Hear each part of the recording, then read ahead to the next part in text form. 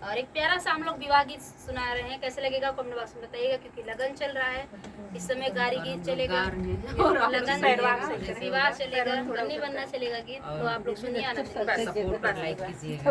प्यार प्यारा सा कमेंट करके बताइए कि दीदी का गीत कैसा लगता है। बसेवा की कोठिया करैले के उपजे,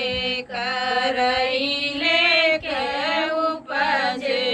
की बाढ़ी के लागे आकाश ललना, बाढ़ी के लागे आकाश ललना,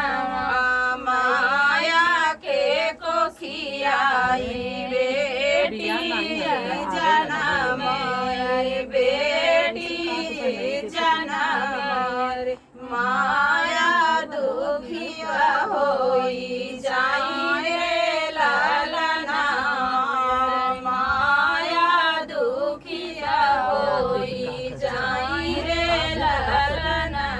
हमारे जनम में माया ये तना दुखिया भायु, ये तना दुखिया भायु, काहे लगायु हीरा दाई रे लालना, काहे लगायु हीरा दाई रे लालना, क्या कर जन बेटी लाए हीरा